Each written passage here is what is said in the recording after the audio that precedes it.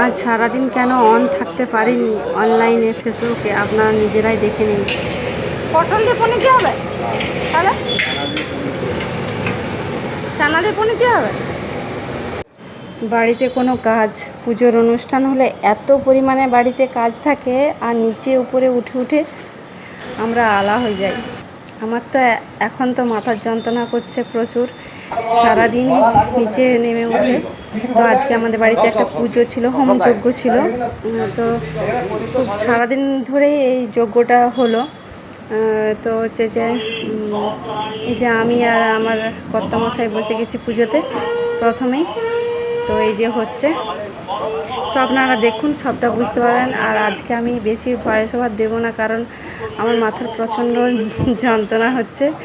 শুয়ে আছি একটু এই সন্ধ্যাবেলাতে, তো ভাবলাম একটু ভিডিওটা এডিট করে দিয়ে দিই।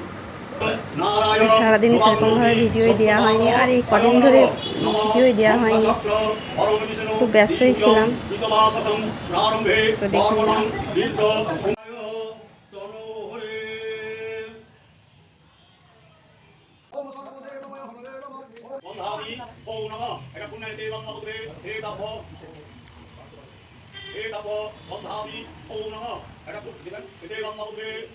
আর যারা যারা আমার প্রোফাইলে ফ্রেন্ডস ফলোয়ার্স আছেন, তারা এরকম পুজো প্রায় সময় দেখতে পাবেন। আমাদের বাড়িতে সব সময় এরকম হয়েই থাকে।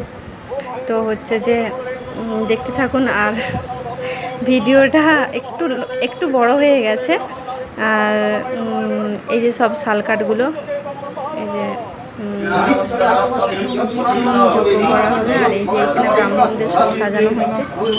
তো ভিডিওটা দেখতে থাকলে খুব ভালোই লাগবে দেখতে। আর এখানে সবাই এই যে খেতে বসে গেছে, এই যে। আর এইখানে লাস্ট মুহূর্ত, তো আমরা এখানে আর একটু কিছু নিয়ম বাকি ছিল আমাদের, তো করছিলাম সেটাই। আমার মেয়েরও শরীরটা একটু খারাপ, ছোটো মেয়ের। আমরা গেছিলাম বাপের বাড়ি, মানে মামা বাড়িতে। তো এসে ওর জ্বর হয়ে গেছে, তো শরীরটা একটু খারাপ। তো আমারও খুব প্রচুর মাথা যন্ত্রণা করছে, কারণ সারাদিন এত ছোটা দৌড়া হয়েছে, নিচে উপর করে খুব শরীর আলা লাগছে। আর এই যে এখানে পুজো শেষ হতে চলছে, এই যে আমরা এখানে দাঁড়িয়ে আছি। তো এটার পরও অনেক নিয়ম ছিল, প্রায় বিকেল 5টার সময় সব কিছু শেষ হয়েছে। আর শুরু হয়েছিল সকাল